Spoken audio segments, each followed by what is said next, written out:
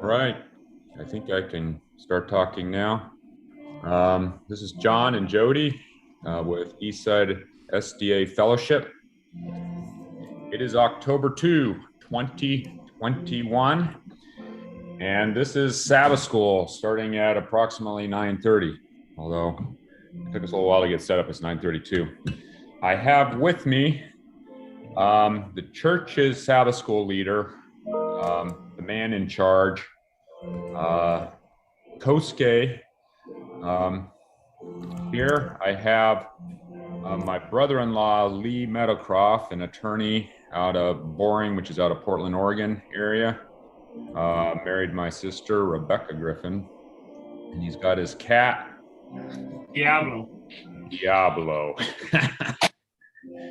And Zoom meetings.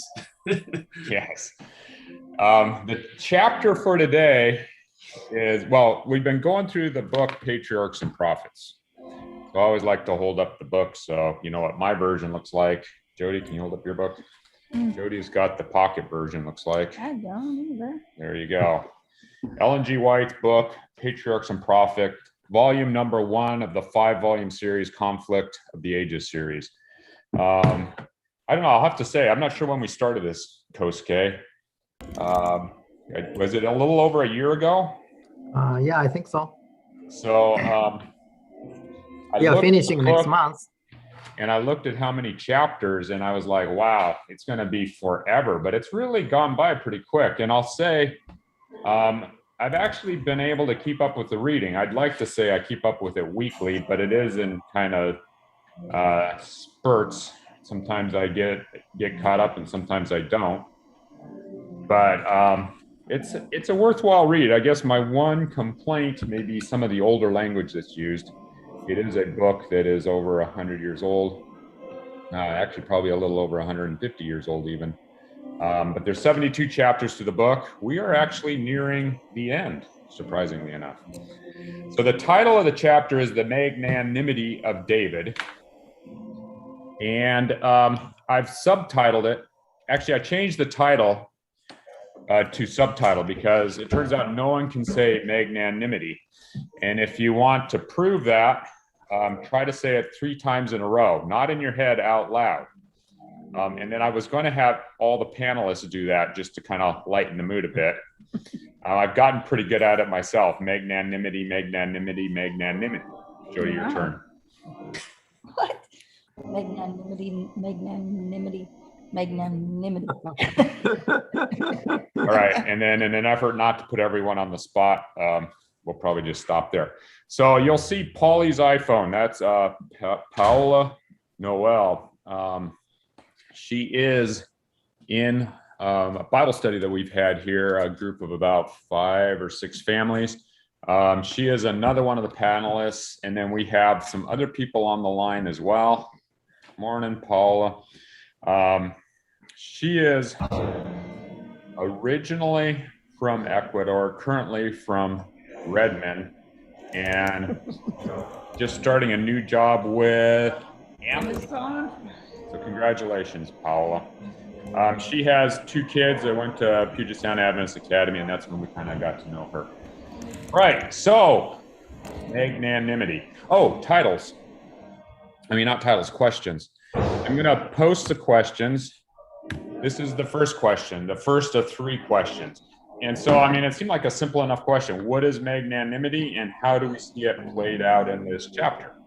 So let's start with what is magnanimity. And we were talking a little bit beforehand. I did look it up, but my wife doesn't like it when I do all the talking. I don't know what it is. Say. Jody does not know what it is. So guess, what do you think it is? You've read the chapter. No, it's like the gracious. I don't know what that is. Yeah, that's pretty good. So, funny thing is that go ahead, Kosuke. yeah, I didn't know that magnanimity as a part of the title because I was reading that the Japanese Patriarchs and Prophets. This is the Japanese version. Oh wow. And the title is David's Grace or Gracious Heart. Yeah. That's a meaning. So, yeah. So they just renamed the title. Probably. So that's a great idea, actually, because I actually kind of did that myself, and I'll give that to you in a minute. So, Paola, when you saw the word magnanimity, what did you think? When you read the chapter, what did you think? I just read the chapter 30 minutes before joining the call. Yeah, I didn't think anything at that time. Okay. And I still am formulating my own thoughts on it. Well, that's what this whole thing is. It's a conversation to formulate some thoughts. So I like Lee's version of magnanimity better than mine. So let's start with mine. Sorry, Lee, give me a second here.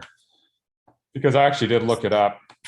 I had some ideas, and so I did the old Google search. And it turns out magnanimity is a virtue. I guess. I don't know all the virtues, I'm ashamed to say. But it's a virtue of being great of mind and heart. So great of mind, great of heart. And then they said the closest word that we use normally, because I'm pretty sure no one on the panel or anyone called in has used the word magnanimity. Maybe Marvin. Yeah, I was just going to say Marvin's the attorney and we won't put him on the spot. But Magnanimous, I've used that before. Yeah. Yeah. No, I don't use that word. So Marvin's an attorney too. And I guess I have this visual, like, with Tom Cruise, you can't handle the truth. Maybe throwing out the word magnanimity. But anyway, so great of mind and great of heart. But now today, the word that comes closest, at least according to this Google search I did, was altruism. But honestly, that's not a word I use often. And so Lee actually came up with a definition. I'm not sure where he got it, but actually it kind of struck me as being a really good one. It's the Webster just online. I did the same thing you did. I just Googled it just because I had ideas, but I wasn't exactly sure. Most of the definitions just said generous. But this one, actually, I really liked. It said loftiness of spirit, enabling one to bear trouble calmly. Yeah. That's a good one. That's good. So can you put that in the chat? Because I think that's our best definition. Unless, hey, so yeah, this is an interactive thing. I know we had Catherine on earlier. Not Catherine, Sharon, sorry. We have Marvin and Jesus that have joined us. And if you have a question, you want to interject a thought as a non-panelist, either raise your hand or throw something on the chat, because we have the chat wide open here and we'll keep an eye on it. And that's what this is meant to be. So the first question is, what is magnanimity and how do we see it played out in this chapter? Wait, one thing. So while I was looking it up, talk about a word you don't use very often, magnanimity, maybe magnanimous. That's, Lee said that, and I think that's true. So then it had the antonym, and I'm not an English person, but the synonym is a similar word. The antonym is an opposite word. Am I right? Mm-hmm. So the antonym for magnanimity, so the opposite of loftiness of spirit, enabling one to bear trouble calmly, is pusillanimity. So try to say that 3 times in a row. Pusillanimity, pusillanimity, pusillanimity. Yes. But I've been practicing. So, and there, the modern word for that was interesting because it had to do with more cowardliness and timidity. So, anyway, just an interesting thing I ran across. It is neither here nor there, but let's get started. So this story is amazing. And what's even more amazing, well, I subtitled it. Here we are. I subtitled it. So the Japanese version of Patriarchs and Prophets subtitled it The Graciousness of David, and kind of the redneck from Boring subtitle of this whole thing would be, because I'm originally from Boring, where Lee now lives, is a flea in the privy and the intelligent and beautiful woman. What? well, it's actually not a bad subtitle. I thought No, just anyway, and the reason I subtitled that is because I actually went back and read the biblical version of this story that Ellen White is extrapolating from, and it's in 1 Samuel 22, basically the end of that chapter, and then 23 to 27. So it's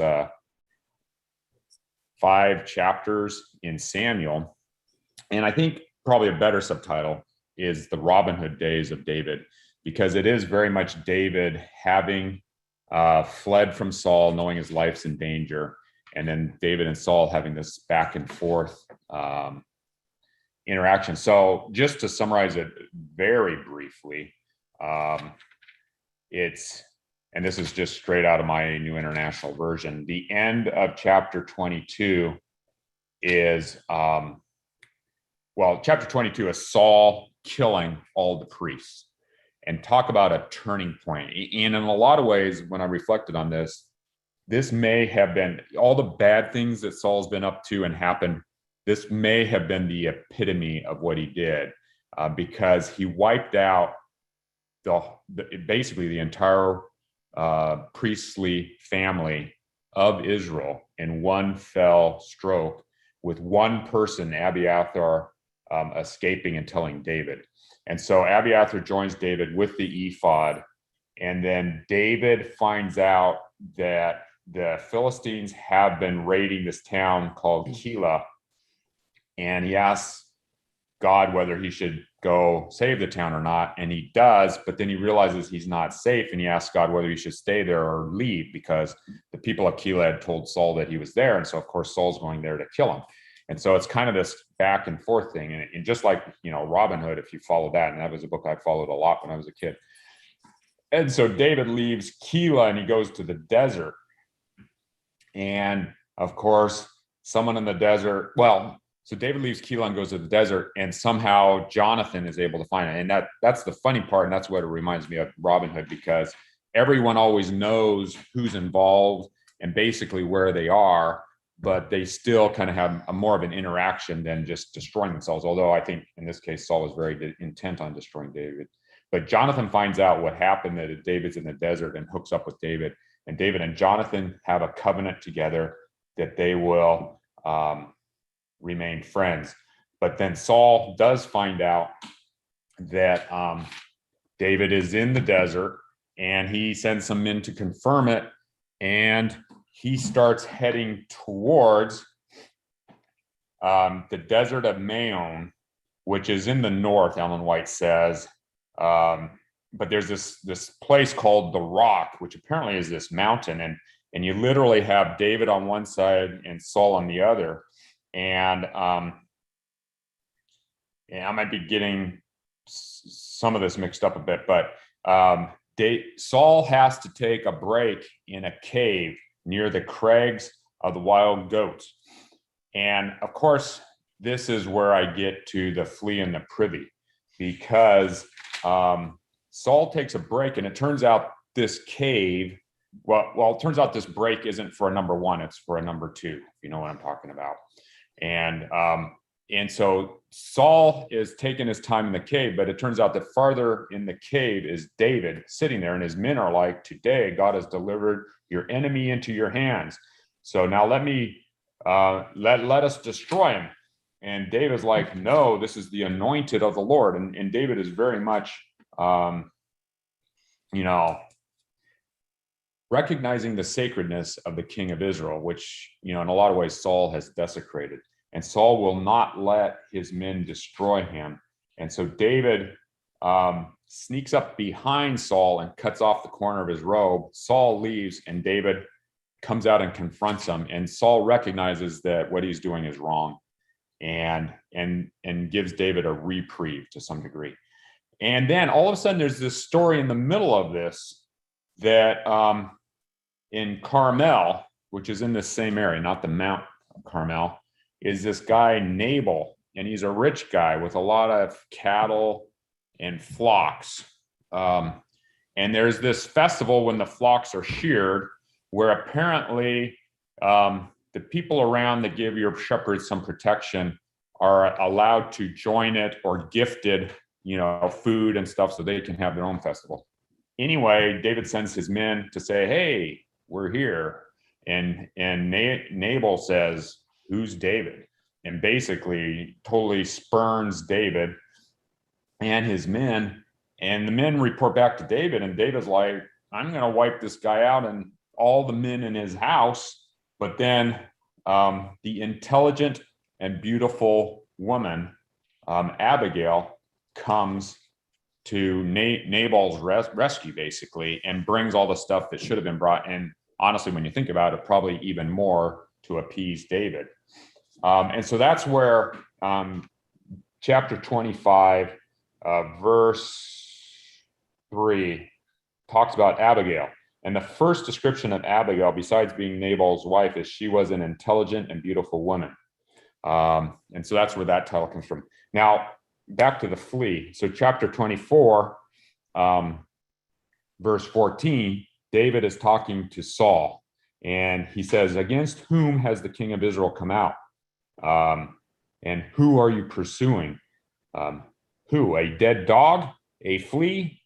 And then it's an interesting statement, because he follows it by saying in verse 14, may the Lord be our judge and decide against us, decide between us. Anyway, that backed up a little bit. But anyway, you have this interlude story, which is interesting and makes me wonder why it is there, because the next story is, once again, David's out in the desert. Saul finds out where, thanks to the Ziphites. And I think, and this is where Saul and David, Saul's looking for David. David has his scouts and knows where Saul is. And in the middle of the night, David is checking out, Saul's troops, and comes upon David with this one other guy, about Abishai. And Abishai's like, the Lord has delivered your enemy into your hands again. And Saul's spear is literally right there. And Abishai says, I can pick up the spear and drive it through him, and he won't even make a sound. I'll just pin him to the ground. And David says, no, we must, he is God's anointed. And once again, David recognizes the sacredness of Saul's position and spares his life, which must have been frustrating for his men. But what David does is take the spear and then take the Saul's water bottle next to him, and then they go up on the hill. So, and it says there's quite a distance between them, and it once again confronts not only Saul, but Saul's right-hand man, Abner. And once again, Saul backs down and says, what I'm doing is wrong. You are a better man than I am. And then chapter 27, the last one, is David knows that Saul's not going to hold true to what he said because of the pattern that he's seen. And then does an interesting thing. He decides he's going to move out of Israel and go to the Philistines. And he hooks up with the king of the Philistines, of Gath, Achish, Achish. And fortunately doesn't live in Gath, but Achish gives him this town called Ziklag, which comes up a little bit later. Anyway, that's my summary, and that's, sorry, another 10 minutes to go through that. But so magnanimity, we've talked about the discussion. We've talked about how it played out, and I think there's an obvious way it plays out, and that's each time Saul falls into the hands of David, whether it's in the cave using it as a privy with David hiding in the back, or David coming out into the camp in the middle of the night when everyone's sound asleep, sparing his life. But what are other examples of magnanimity?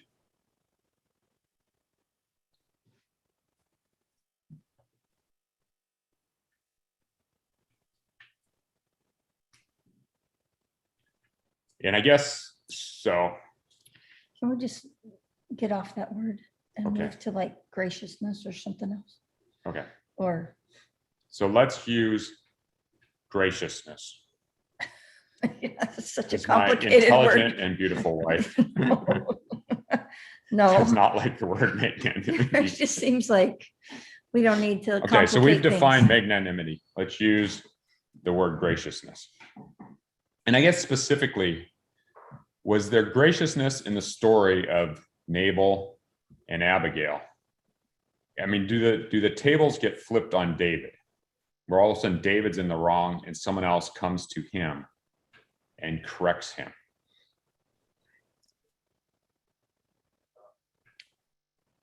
Or is this just a terrible question and we should move on? You are asking that what's the examples of how that we can find magnanimity in this story? That's what your question?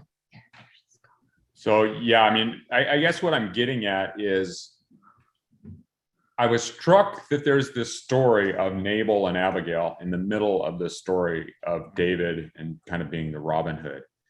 And David is in a rage against Nabal and goes and seeks Nabal's life, and at least according to the Bible, everyone in his town. And he plans on killing every male, not everyone, every male in his town. And Abigail finds out about this. And in a lot of ways, I think Abigail showed graciousness or magnanimity, but Abigail showed graciousness. I mean, in some ways it was self-seeking because she was trying to spare her husband's life and the life of all the males in her town. But she does a very similar thing to what David did, and that is she confronts her enemy, who is David in this case, with what he's doing and says, maybe there's a better way, and you might regret doing what you wanted to do, which was to kill my husband and all the males in my town. I think the thing I like about that story is that she takes it on herself. I think she's better here than David. I mean, David's now impressing a beautiful woman, which, as we all know, is a weakness of David. But she doesn't just say, "Oh, please, spare my husband." She takes it on herself. Like that's the one thing I really liked about the story. She's apologizing as she had done something wrong, and obviously it wasn't her; it was her husband. Yeah, I mean, she took it totally on herself. Like, I'm the one to blame. I think she's the best example in the whole chapter. That's kind of what I was maybe getting at. Well, I also think Jonathan coming to David is also another example in the story too. Because David's very much at a low point when Jonathan all of a sudden shows up. I mean, David's literally having to move out and become exiled, and boom, all of a sudden Jonathan shows up. And Ellen White, at least, says that this is what brought David out of kind of this low point and kind of got him back on track, knowing that, Jonathan reaffirmed what David already knew, and that was that God wanted him to be the future king of Israel. Anyway. Well, that's interesting that Jonathan thought that way, Saul thought that way, and Abigail thought that way too, right? That they are all of them saying that David, you'll be a future king. Yeah. Yeah. So I mean that Saul knew that from what's happening in his life, and David, God's intervention probably. But what struck me is that Saul that changed his mind every time that David shows that his grace, and he cried and acknowledged that David will be the next king, and please spare our family when you become a king. But he changes his heart again so many times. Yeah. So it's a sidetracked a little bit about our discussion, but some people shows God's grace and accepts very heartfully and change their course of life, but some cannot. Right. Yeah. And Ellen White talks about that. It is interesting. I mean, in a lot of ways, Abigail was trying to save potentially her life, but at least the life of her husband and all the males in her town. So you could say it was a little bit self-seeking, what she did, while at the same time recognizing David as king.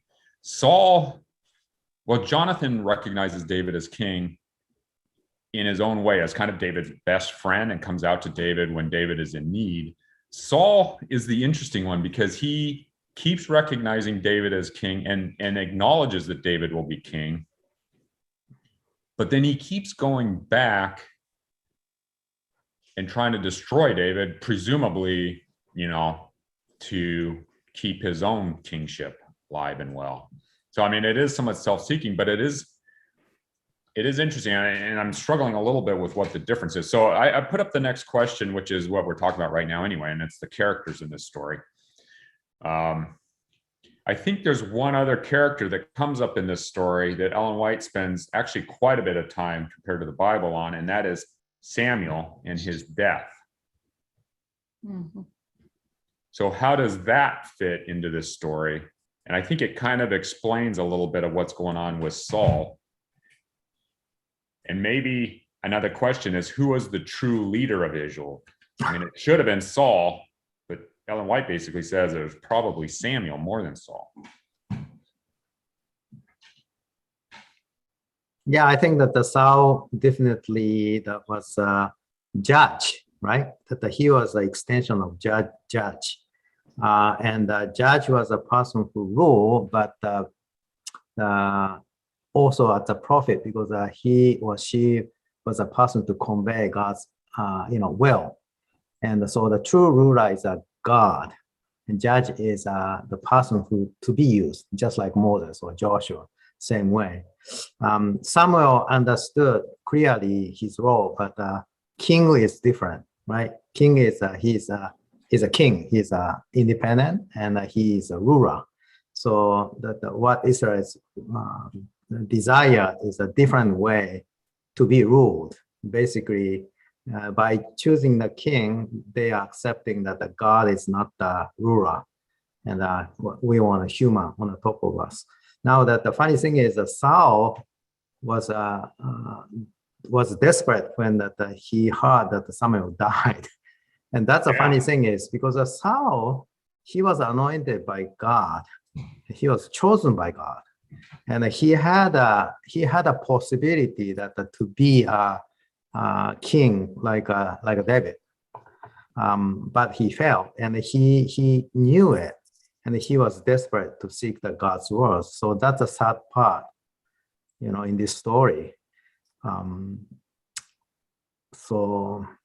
Yeah, in a lot of ways, Saul was set up by Samuel to supersede Samuel and to lead Israel through God. And it was the through God part, I think, that Saul failed at so miserably. He was more worried about himself and the perception of himself. And that was kind of his first failing, was to, act as priest and offer that sacrifice. And he still had a chance to turn around and come back. But, and then he goes, and that was interesting. One of the more interesting things that came out of this chapter was Ellen White noting how Saul went and had a victory over people and was instructed by God to destroy all living things, and he spared the king and he spared the better of the livestock, the flocks and herds, but then he destroyed the whole priestly family, and so it just almost a complete and total lack of integrity. And then all of a sudden Samuel dies and Saul's in a panic. But could you imagine the people? Because it almost sounds like the priests were destroyed and then Samuel died, and all of a sudden the people are like, we are stuck with this guy.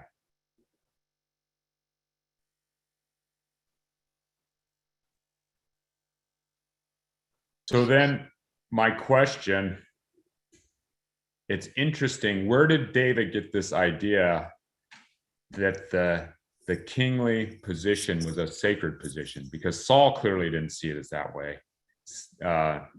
David clearly did. Was it self-seeking of David, or was it what God originally wanted, I guess, or maybe a little bit of both?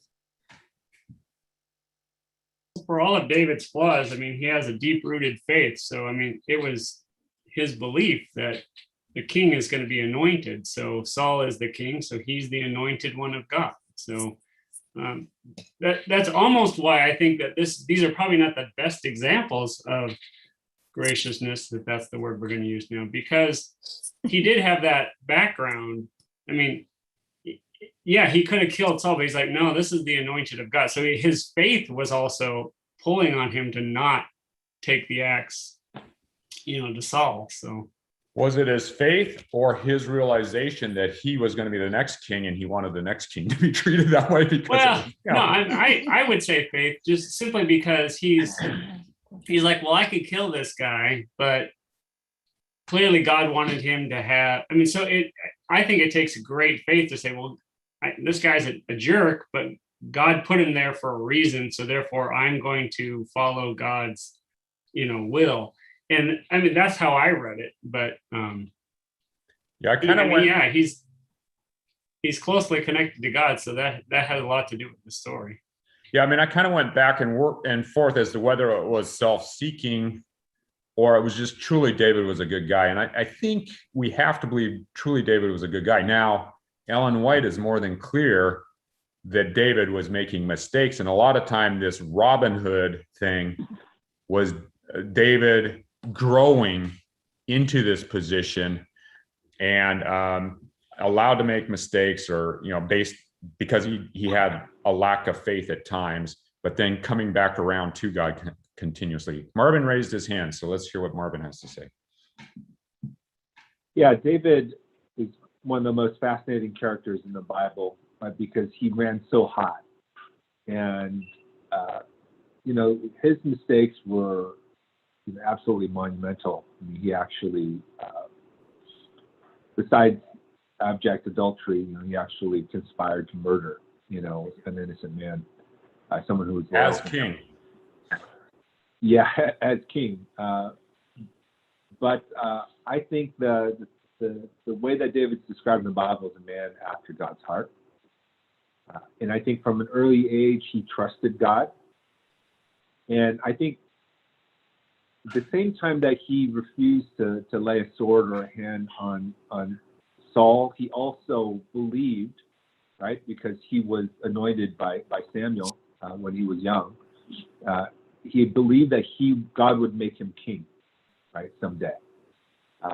And so I think in his heart, David recognized that God was going to create or make that happen in his own way, and in a way that would not require him to bloody his hands with the blood of another man who God had anointed.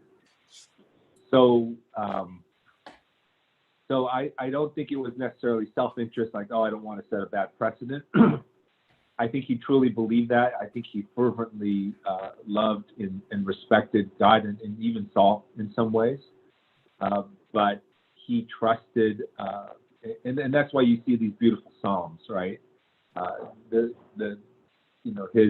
fear and his crises were real, his hunger, and all the more than his absolute reliance on God and his faith and his trust that even though things look so dark, that he would effectuate his will in his way.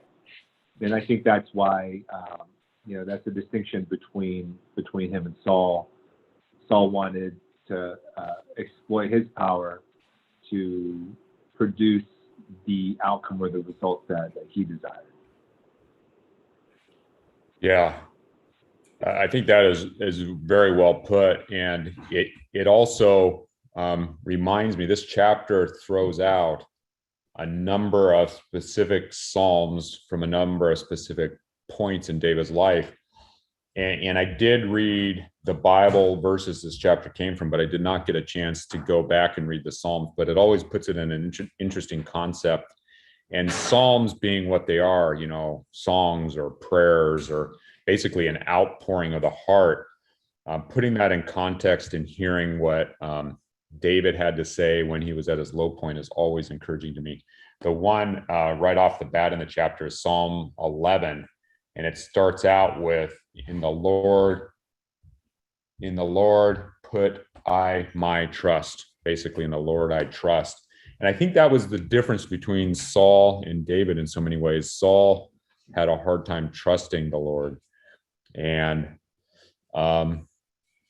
David ultimately, even if he had a hard time trusting him at times, would come back around to the Lord, whereas Saul had a lot of other things he came around to. And I think we'll see that in the next chapter when all of a sudden Samuel's gone and David is in trouble. I mean, not David, Saul's in trouble and doesn't feel like he's got that connection to God. He'll go to even more extremes to try to bail himself out.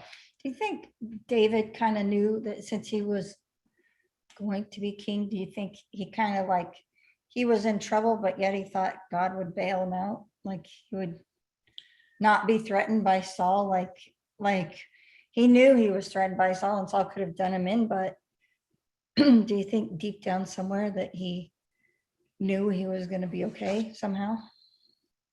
I have my opinion, but what does anyone else want to answer that first? I think so. I think there's a little bit of that in there. Yeah.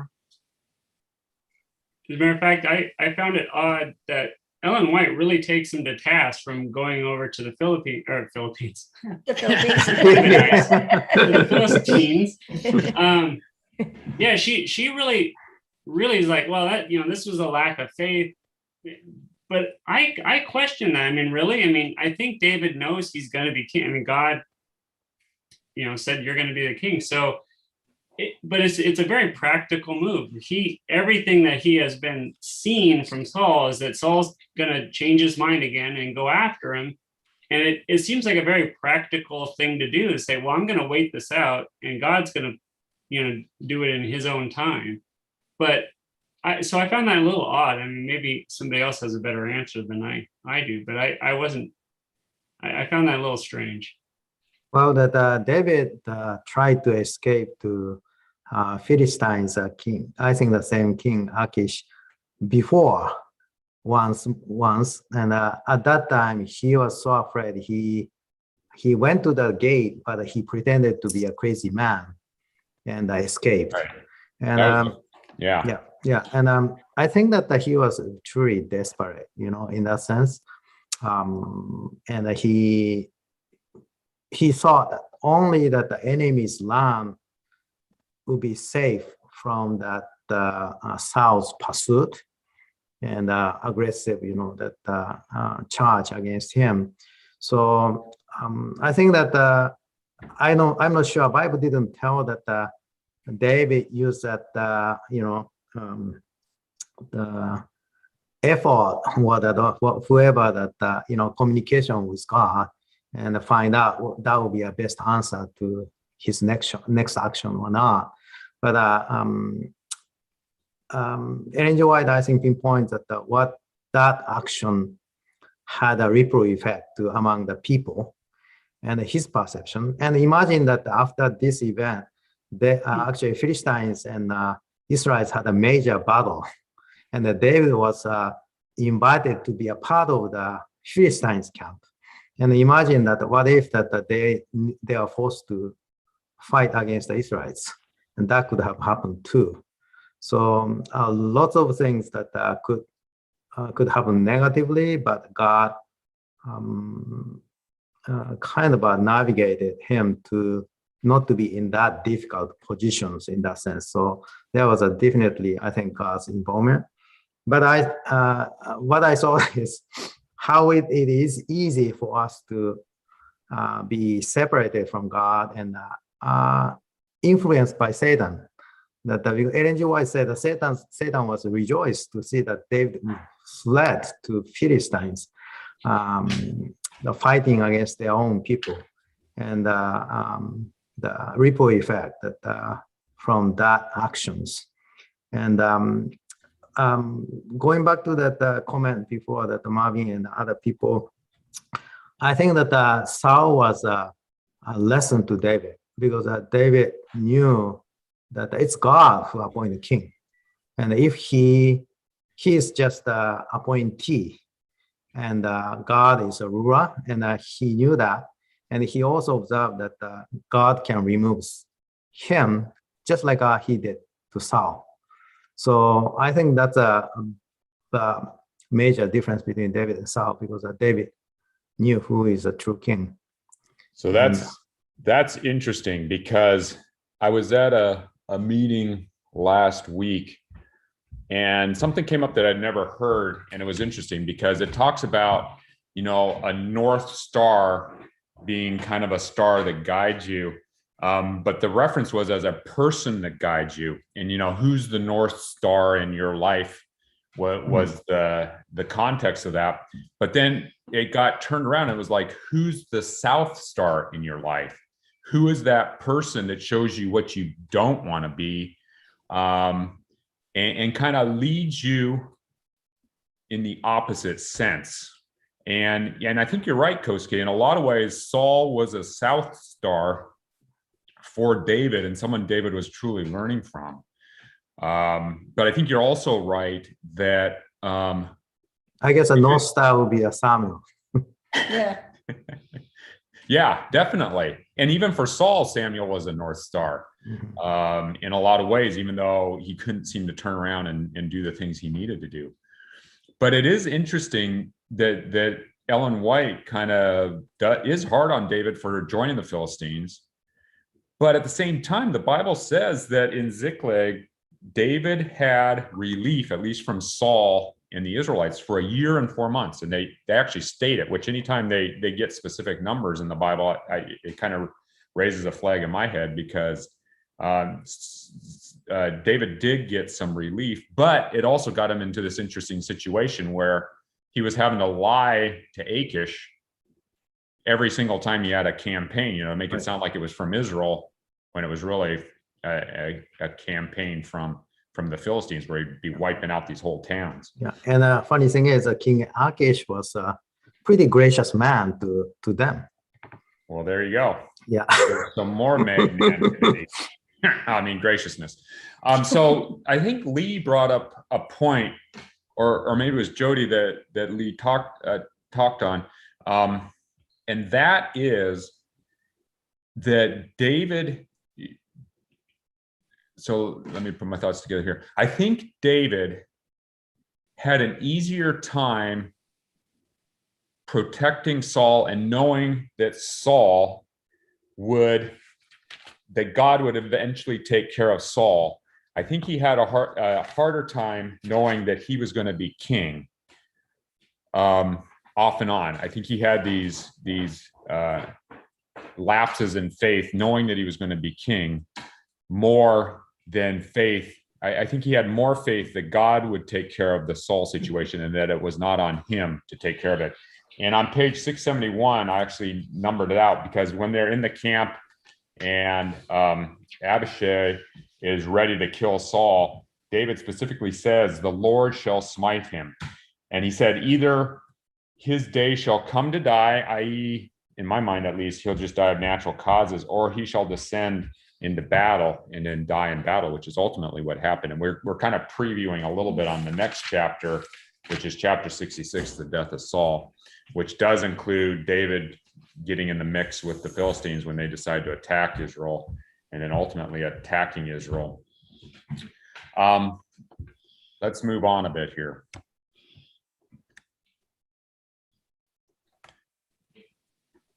How do we appropriately show, so we got about 10, 15 minutes. How do we appropriately show magnanimity, graciousness in our lives today? Or how have you seen graciousness shown today, not necessarily in our lives?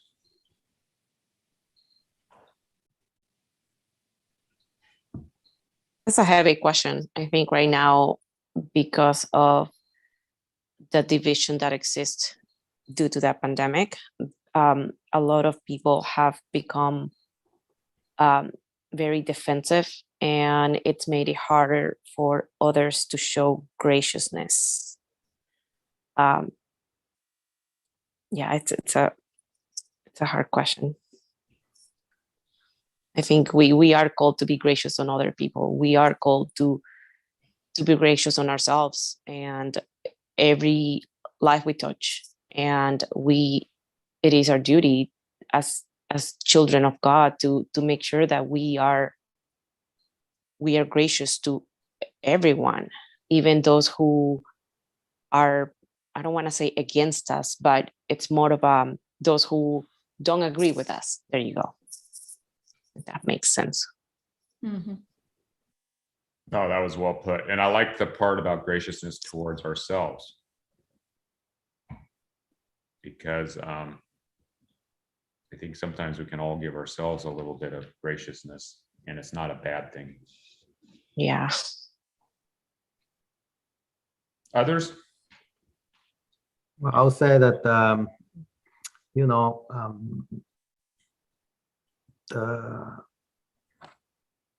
many Bible characters also, I think, experienced that and are addressed the same way, but they feel graciousness from God, even though that they made mistakes. And just like today's story, David almost tried to annihilate a group of people, right? And stopped by Abigail. The God's grace is there because we are not perfect. We make mistakes, and God's navigate our lives with His grace. And through that experience, I think that we treat others with grace. The same way, understanding and put ourselves in their situations and see that why that they feel that way and so forth. I think combining what the two of you have said, it's easy for us to be gracious to those we agree with and think are like-minded with, but it's pretty tough when we are on polar opposites, or we just like think somebody is like crazy for their way of thinking.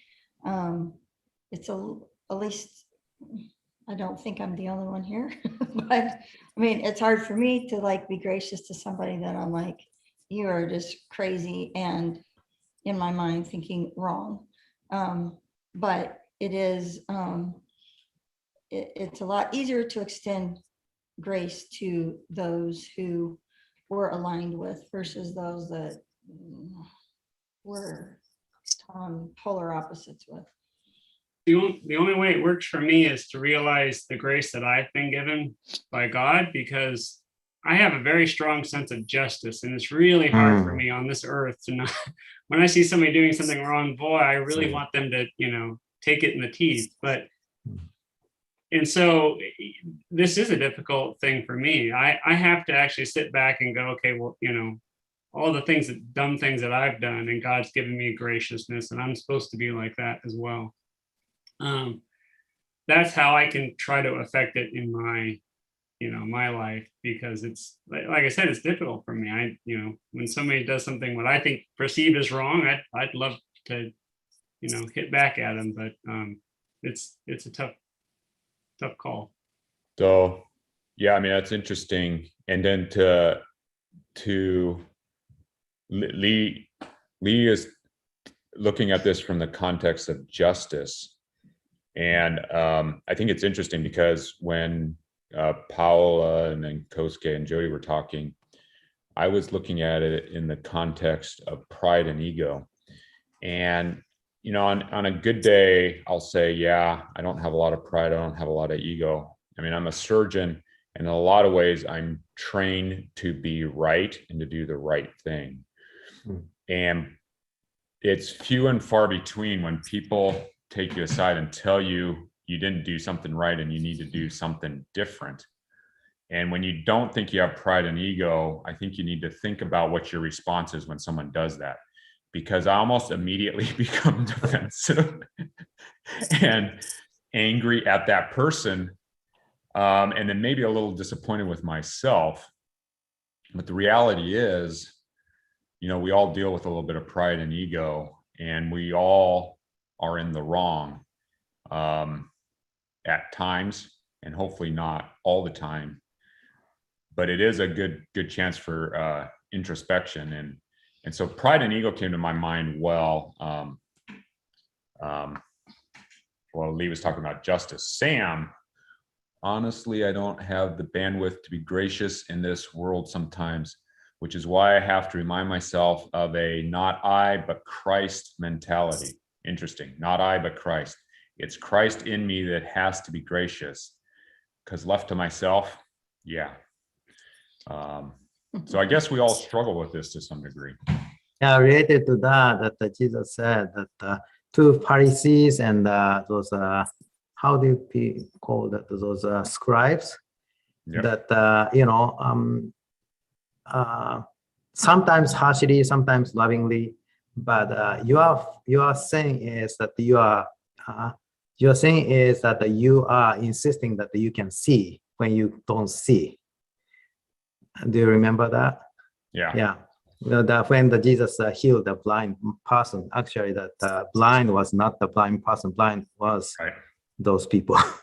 So, Pharisees and scribes are very loyal to the laws they understood at that time. But the laws didn't represent, or their understanding way of laws didn't represent the God's true loving law. So I think that there is a human limitations over there, and we need to be, I guess, humble in that sense. Yes. Yeah. So I think I'm going to pick on Paula a little bit, because this is, I think, right up her alley. So Paula has this very strong sense of justice, as does Lee, in this world. But Paula, how do you deal with, and your experience with nonprofits and stuff, how do you deal graciously with people who they say they're in need, but yet you don't think they are? Does that make sense? Like people who you think are taking advantage of generosity. And yeah, and there is honestly a lot of that, unfortunately. So while I was, I've seen a lot of both sides, and it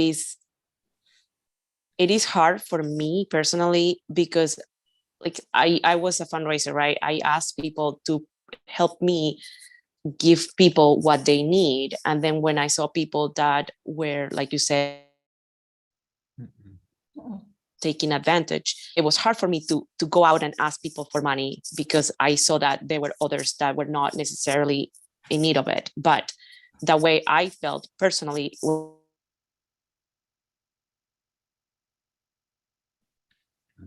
it's not my call. What I the majority of them, and it is up to them to decide whether or not they need it. So I put myself on a back seat, and then just let them decide whether or not they needed it. It's not to be the judge of them, or not to think of them as them taking advantage. They had their reasons, and the reasons were not something that I agree with. So I just took a backseat and try really, really, really hard to not judge them for their actions. So I kind of think that, but it was hard. Yeah, no, I kind of think that it's like we have to take this non-judgmental effort to do that, because I think, I mean, you've worked a lot in nonprofit stuff in the past, I don't know, decade plus or whatever, in different nonprofits, and I think you can see that. But I think each one of us has like situations where it's hard not to judge on, Oh yeah, we're going to be gracious to that person or not, and extend what they perceive as a need, and if we're going to be show graciousness towards that person, I guess. Yeah. So yeah, I struggle with this as well. But I think a wise person once said, "Not I, but Christ." And I'm referring to Sam. And I'm not totally jesting, because I look to Christ and his love was wasteful. His graciousness to the people he ministered to when he was on earth was wasteful. You know, some people took it and did the right thing, but you know good and well that plenty of people took it and did the wrong thing. And if but for Christ and his graciousness, God sending his son to show us who he was, and how he interpreted his laws and how we should interact with each other, and having him die for our sins and rise again so that we can one day live again. If not for that God, we are all damned, because we are all sinners and we are not worthy of that graciousness. And so I think we need to keep that in mind. You know, if not for Christ, we are all that person that we can sometimes be so judgmental against. And so I guess to wrap it up, we all have room for love for others. And I think for me, at least, I err on the side of being somewhat wasteful, because I'd rather do that than err on the side of being kind of stingy, kind of like Abel, maybe.